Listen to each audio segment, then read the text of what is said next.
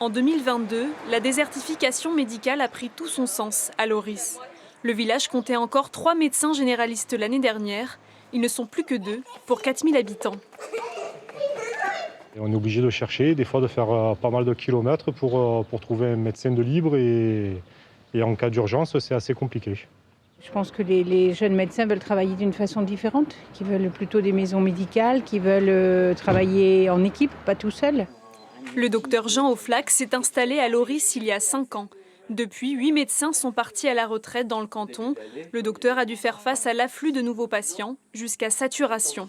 Il faut être impliqué dans les demandes, la réponse aux attentes des patients. Et si on accepte, effectivement, il faut avoir du temps. Coup de chance pour Sébastien et sa famille qui ont pu trouver une place à temps dans l'agenda du médecin. Le docteur Auflac nous disait qu'il fonctionnait déjà un peu à flux tendu. Et entre guillemets, il a bien voulu faire un effort pour nous, mais voilà, je pense qu'aujourd'hui, ce serait beaucoup plus compliqué pour lui d'accepter des nouveaux patients. Bonjour monsieur, c'est à vous. Depuis peu, le docteur Auflac est soulagé par l'aide d'une assistante médicale.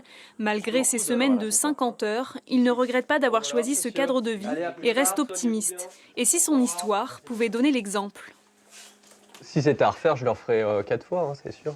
Je viens du nord de la France, quand j'en parle à mes copains de fac, ils connaissent pas en fait. Et quand ils débarquent ici, c'est la carte postale.